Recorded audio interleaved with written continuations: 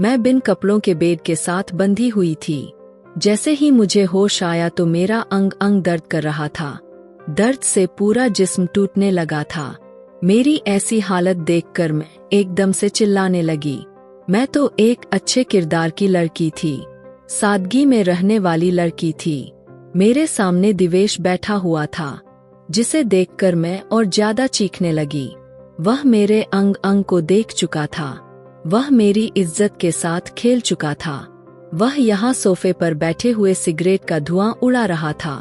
वह उठकर मेरे करीब आया और सिगरेट मेरे सीने पर मसलने लगा, जहाँ पर जलने की एक लकीर बन चुकी थी। देखो, तुम मेरे सामने क्यों ऐसे बिन कपड़ों के पड़ी हुई हो? तुम्हारा पूरा जिस्म बिना कपड़ों के मैं देख चुका हूँ। अब छुपाओ मेरी नजरों से अपने जिस्म को। तुम्हारी बेहोशी में मैंने तुम्हारी इज्जत लूटी है। अब चलो, तुम तैयार हो जाओ। अब मैं तुम्हें पूरे होशो हवास में बर्बाद करूंगा। तुम्हारे पूरे जिस्म को मैंने अपनी आंखों में बिठा लिया है। यह कहकर दिवेश फिर से मेरे जिस्म पर लिपट गया। यह उस टाइम की बात है। मैं उस वक्त अपने हालात पर बैठे आंसू बहा रही थी। मैं बराबर रोए जा रही थी। आज तो मैं पूरी की पूरी बर्बाद हो चुकी थी। मेरा इस दुनिया में कोई नहीं था। मैं बिल्कुल अकेली हो गई थी। एक माँ थी, आज वह भी मुझसे दूर हो गई थी। अब तो मेरी आंखों में आंसू के सिवा कुछ भी नहीं बचा था। मैं बिल्कुल इस दुनिया में तन्हा होकर रह गई थी।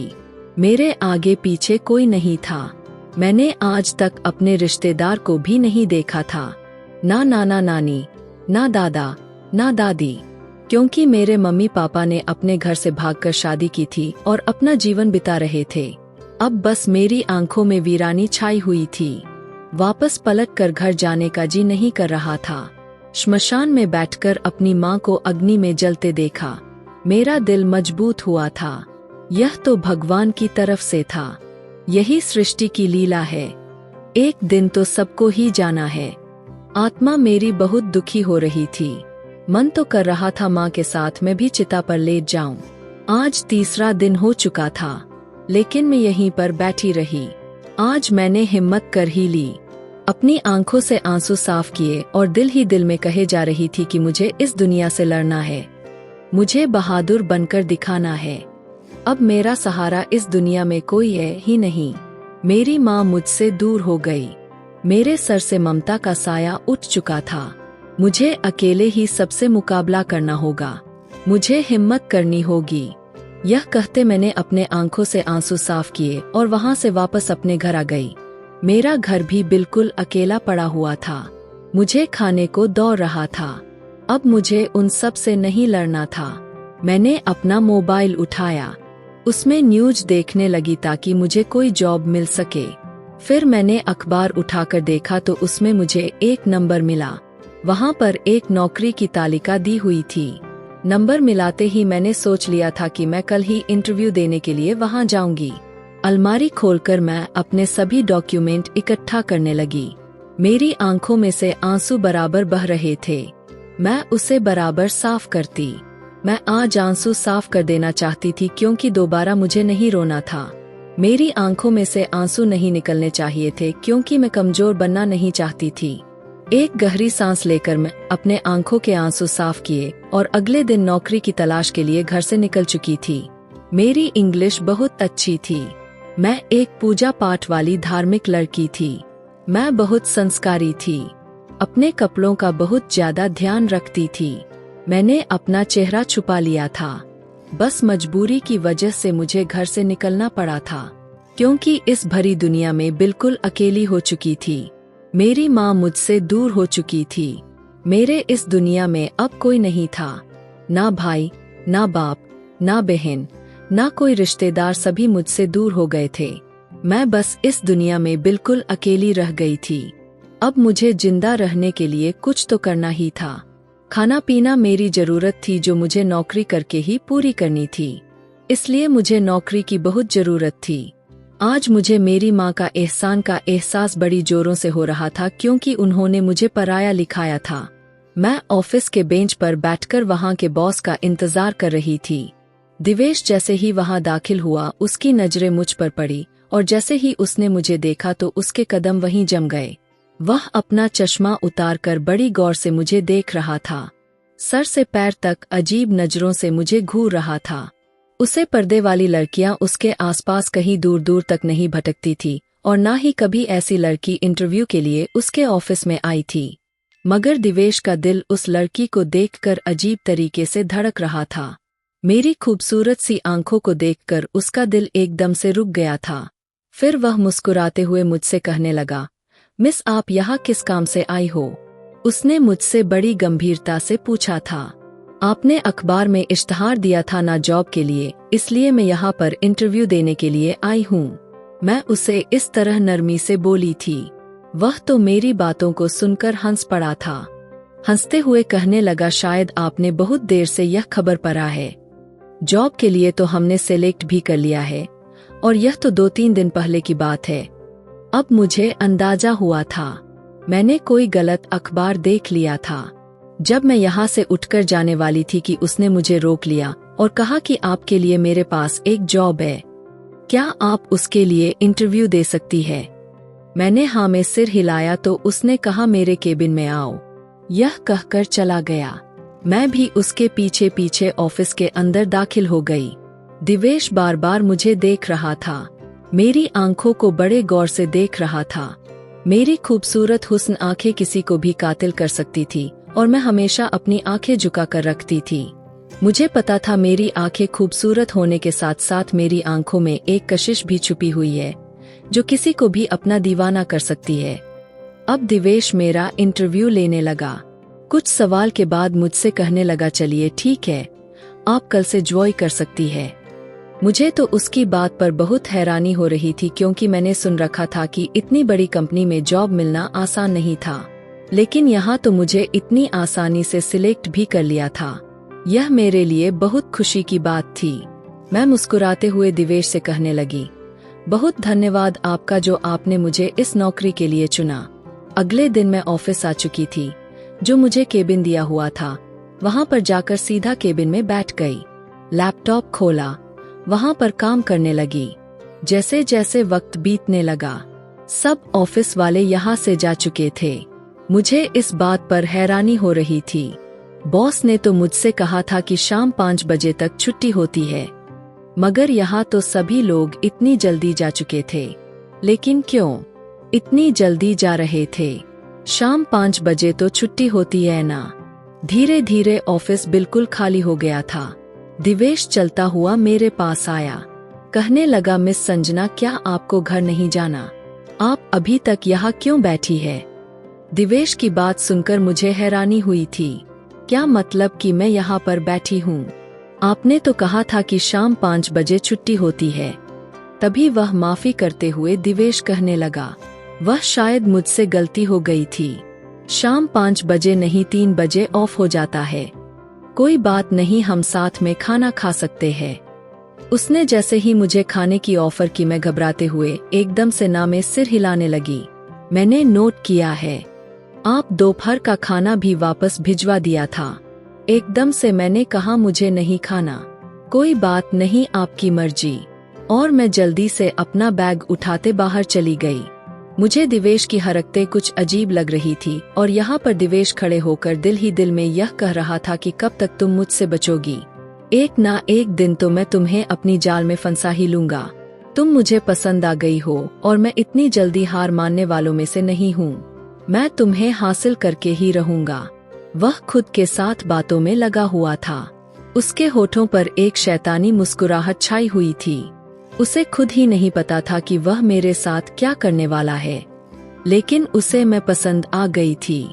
अगर दिवेश शर्मा को कोई लड़की पसंद आ गई है तो वह उसे हासिल करके ही दम लेगा, चाहे उसे जैसे भी हासिल करना पड़े। अब मैं रोज ऑफिस जाने लगी। अब दिवेश को अंदाजा हो चुका था मैं बहुत सख्त मिजाज की लड़की हूँ।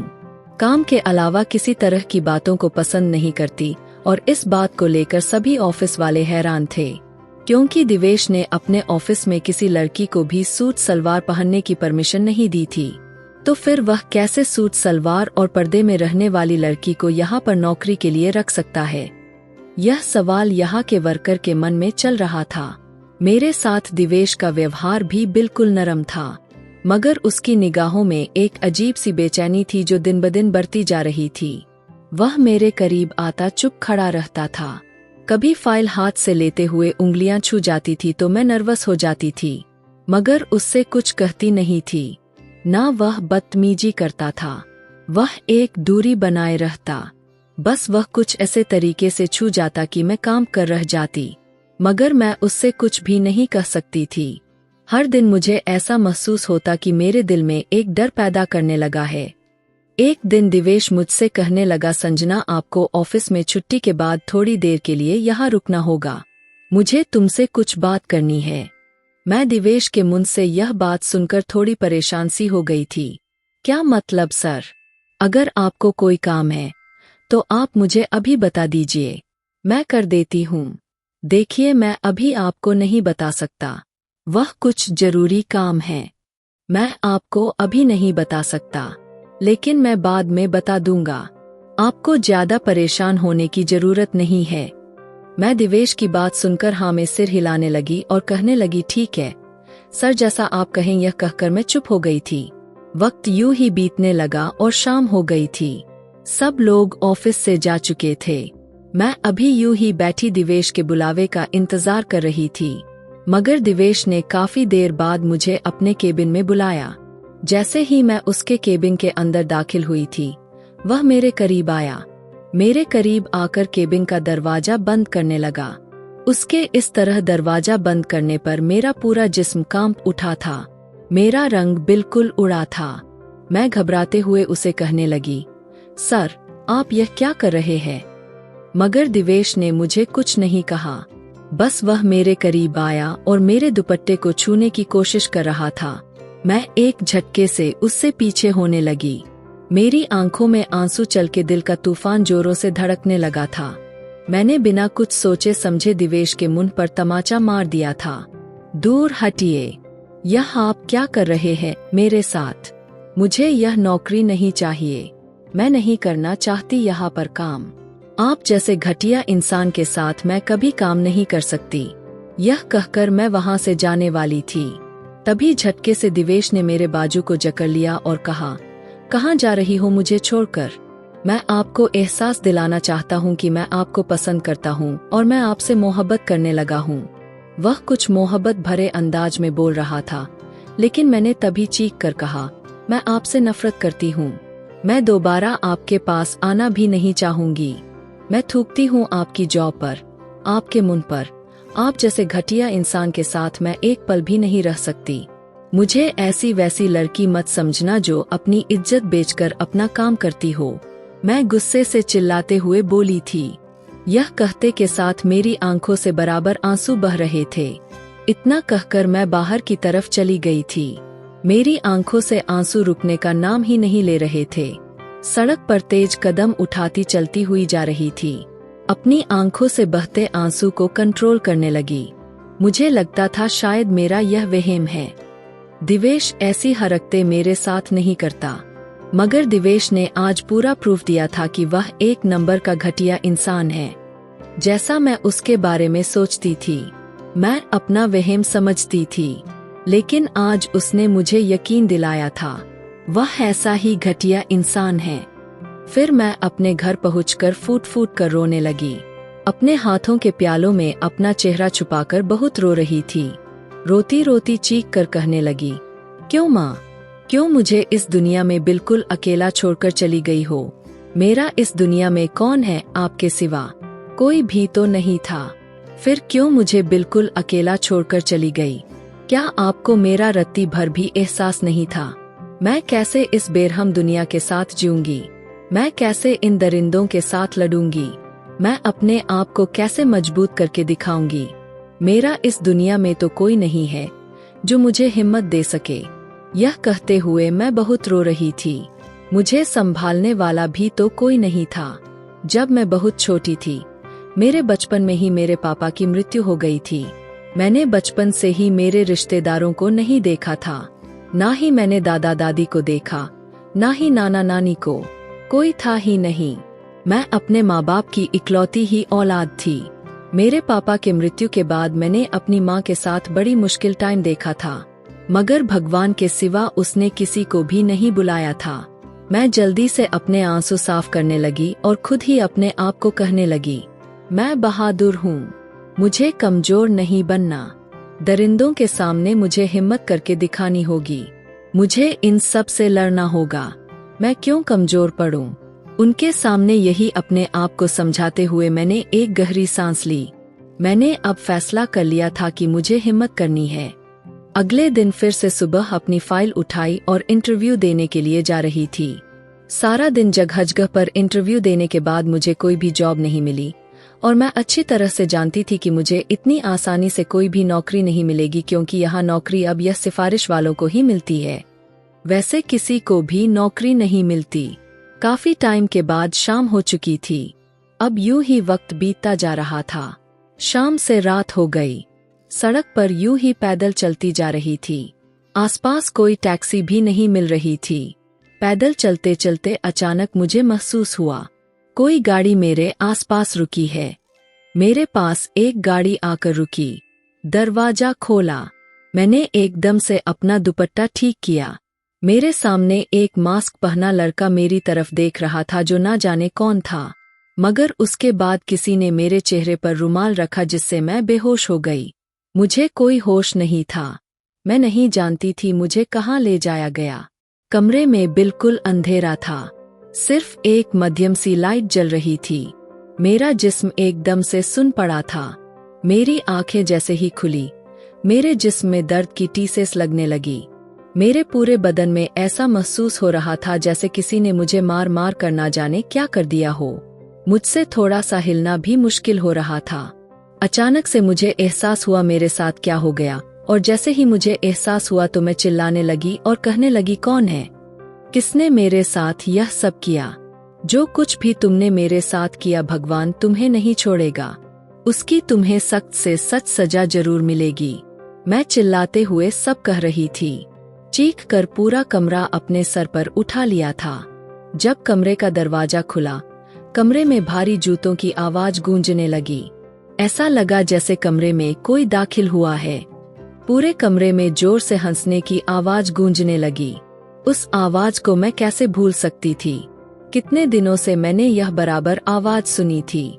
जब पूरा कमरा लाइटों से उजाला हुआ, मैं हैरानी से सामने खड़े उस आदमी को देखने लगी। मैं एक महल जैसे घर में मौजूद थी और मैं अपने जिस्म को छुपाना चाह रही थी, मगर मेरे हाथ पांव तो बंधे हुए थे।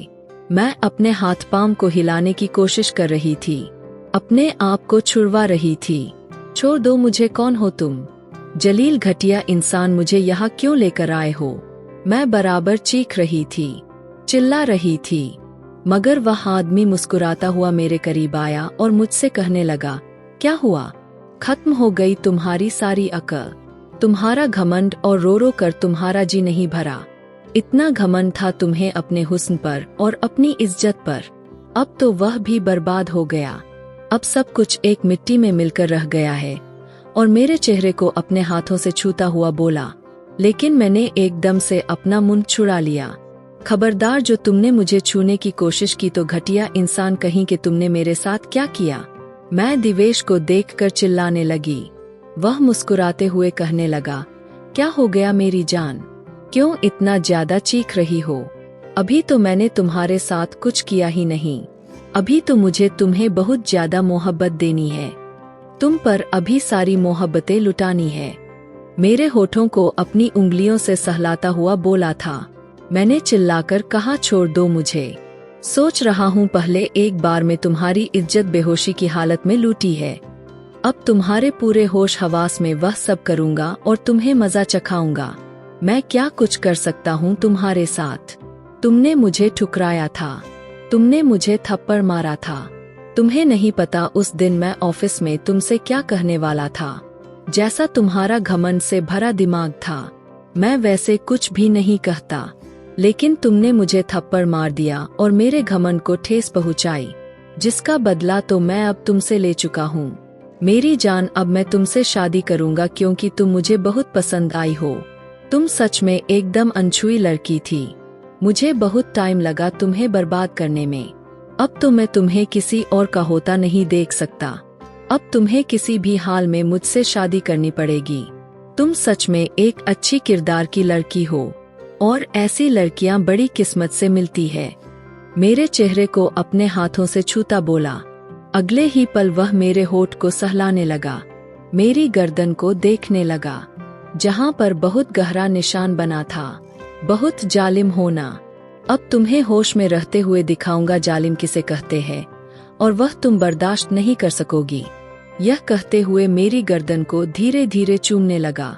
वेश का हाथ मेरे जिस्म पर रेंग रहे थे। उसकी ऐसी हरकत पर मेरे तन बदन में आग लग रहे थे। मैं अपने आप को छुड़ाने की कोशिश की, उसके हाथों को झटकने की कोशिश कर रही थी। उसका हाथ ऐसा लग रहा था जैसे मुझे किसी ने खोलती हुई आग में फेंक दिया हो। छोड़ दो मुझे, हाथ मत लगाओ मुझे, प्लीज घटिया इंसान, तुम एक अजनबी हो, तुम मुझे क्यों छू रहे हो?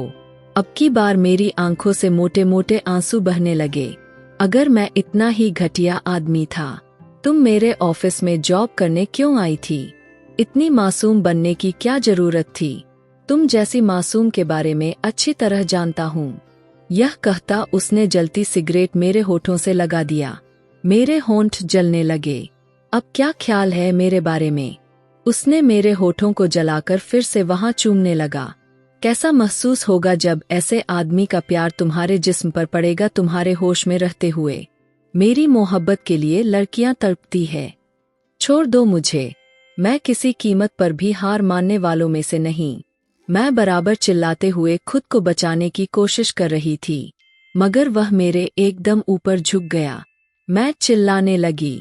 वैसे ही रेंगते उंगलियों से मेरी गर्दन पर रखता हुआ मेरे सीने तक लेकर आया था। मत करो भगवान के लिए, यह जुर्म मत करो, मैं मर जाऊंगी। मेरी आंखों से मोटे मोटे आंसू बह रहे थे। मैं चीख रही थी, चिल्ला रही थी, मगर मेरी चीख, मेरा चिल्लाना ऐसा लग रहा था सब कुछ बेकार चला जाएगा, क्योंकि वह आदमी दरिंदा बना हुआ था, जिसे मुझ पर जरा सी भी तरस नहीं आ रही थी। जोर जोर से चिल्ला रही थी, रो रही थी जैसे वह मेरी जान निकाल देगा। आखिर मैं बेहोशी की हालत में चली गई। दिवेश ने मुस्कुराते हुए मेरी तरफ देखा।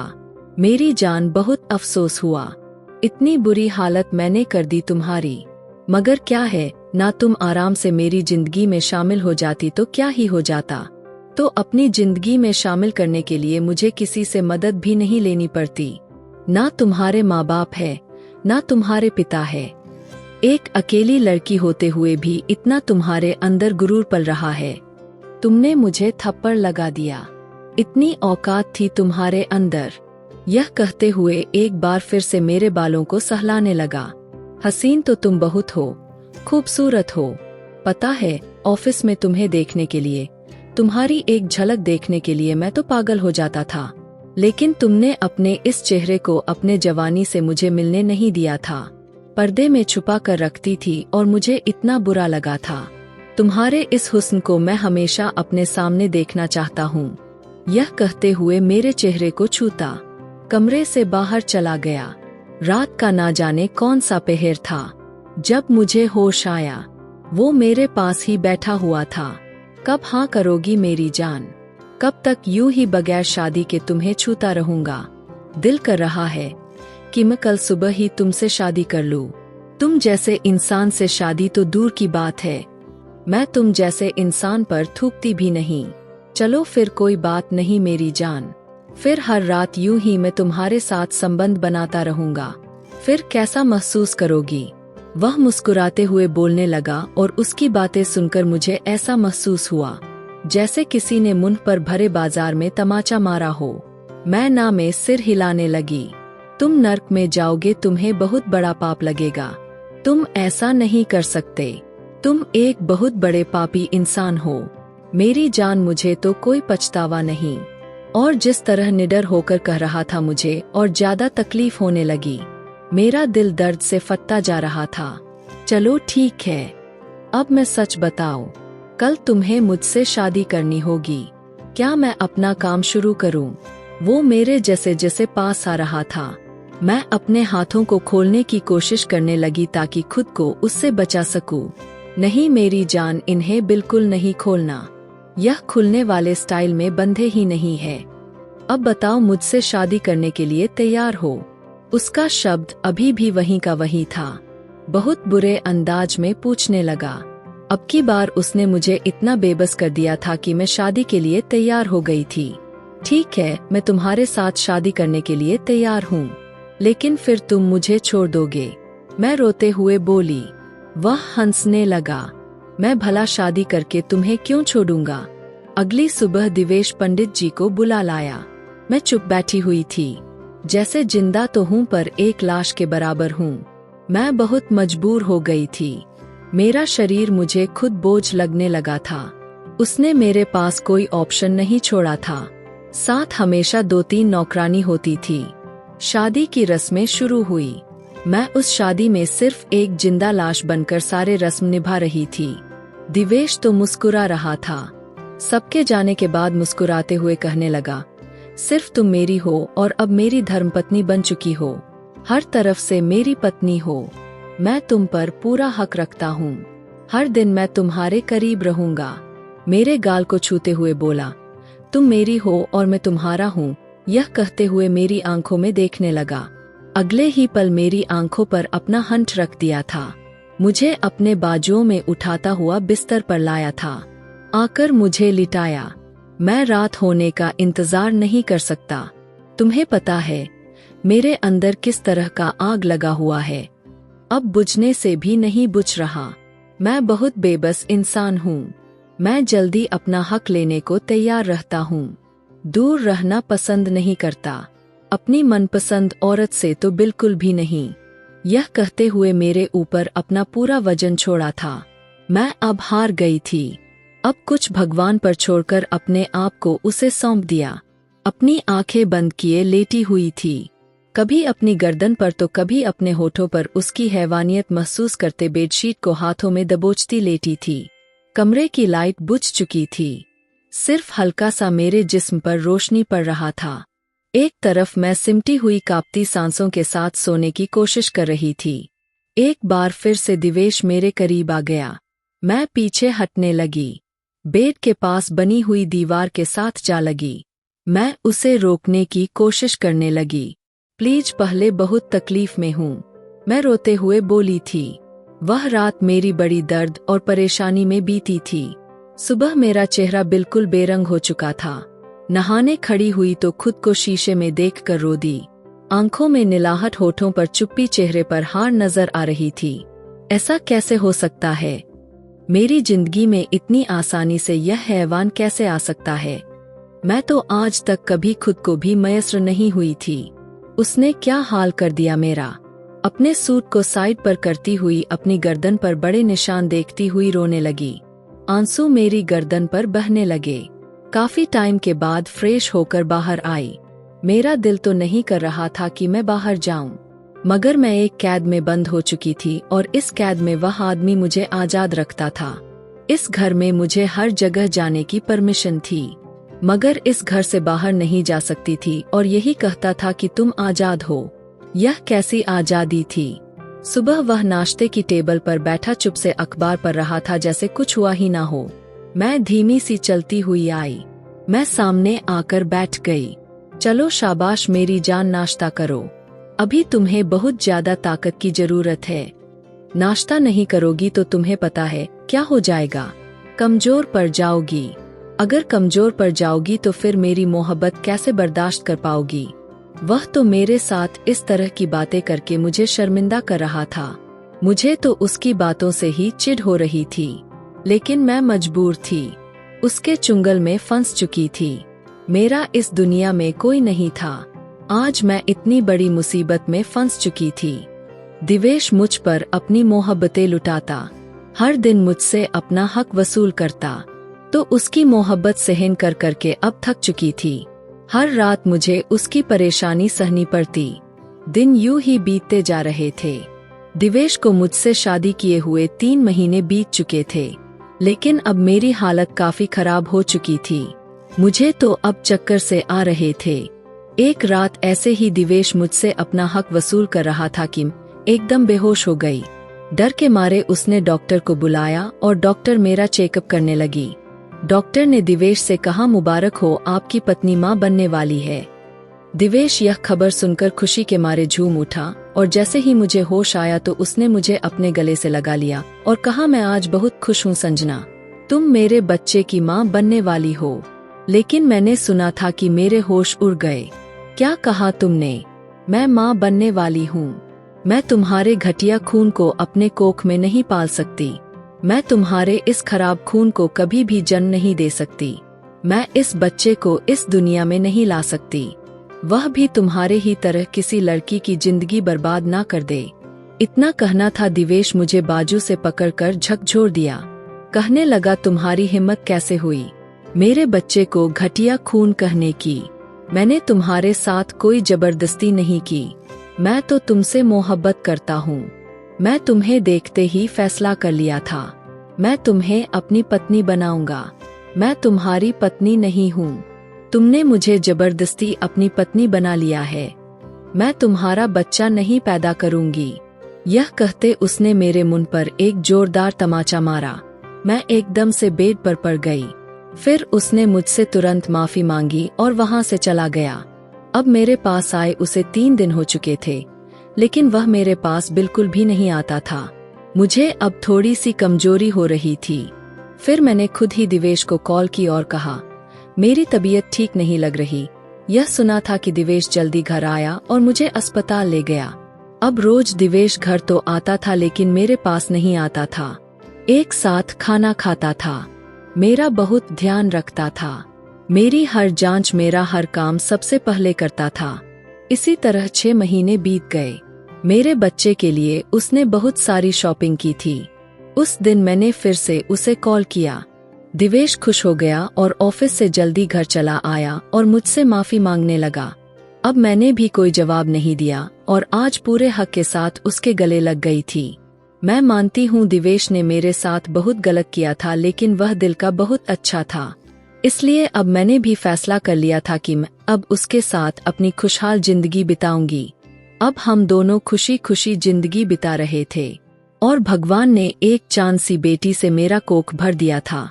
मैं कुछ भी जुबान से निकालती तो दिवेश तुरंत पूरा कर देता था। उसने अपने किए की बहुत बार मुझसे माफी मांगी थी, मैंने भी उसे माफ कर दिया था। मेरी बेटी पैदा होने के 2 महीने के बाद मेरी मर्जी से वह मेरे करीब आया था। मैंने भी उसको अपना सब कुछ सौंप दिया था। आज हमारी सच में सुहागरात थी और पहली बार दिवेश के साथ उसके प्यार से बेहाल होकर उसका साथ दे रही थी। वह घड़ी घड़ी मुझसे पूछता था कि तुम ठीक हो। मुझे बिल्कुल फूलों की तरह टच कर रहा था। उसके चुबन से और उसके हाथों के स्पर्श से मैं खुद बेहाल हो गई थी। आज मुझे उसके साथ यह सब करके बहुत सुकून मिल रहा था। आज हम एक जिस्म 2 जान हुए थे। दिवेश तो मेरे साथ यह सब जबरदस्ती कितनी बार कर चुका था, लेकिन आज दिवेश भी मुझे पाकर बहुत खुश था। चाहे दुनिया कुछ भी कहे, लेकिन प्यार तो दोनों तरफ से ही होना बहुत जरूरी है। संजना, मैं तुमसे जबरदस्ती करके बहुत गलत किया था। कोई लड़की ऐसा कभी नहीं चाहेगी। लेकिन संजना, मुझे अपने दिल से माफ कर देना। मैं बुरा इंसान नहीं हूँ, सिर्फ तुम्हें पाना चाहता था। मेरा आप लोगों से सवाल है, क्या संजना ने मुझे माफ करके अच्छा किया या गलत? मैं बहुत शर्मिंदा हूँ और मेरी वीडियो आप लोग जहाँ कहीं से भी देखते हैं, कमेंट में अपने शहर और राज्य का नाम जरूर बताइए। मुझे आप लोगों के कमेंट पढ़ने में बहुत आनंद आता है और उन सभी का मैं बहुत बहुत धन्यवाद करना चाहती हूँ जो लोग मेरी वीडियो को देखते हैं, लाइक करते हैं और शेयर करते हैं। अगर आपको आज की कहानी पसंद आई है तो वीडियो को जरूर लाइक कीजिएगा और अपने दोस्तों के साथ शेयर भी कीजिएगा। और हाँ, अगर आपने अभी तक हमारे चैनल को सब्सक्राइब नहीं किया है तो जरूर सब्सक्राइब कर ले। मिलते हैं हम अपनी कल की एक और नई दिलचस्प कहानी के साथ। मुझ पर सदा अपना प्यार और स्नेह बनाए रखें। सभी को मेरा प्यार भरा नमस्कार दोस्तों। खुश रहें, स्वस्थ रहें, मस्त रहें।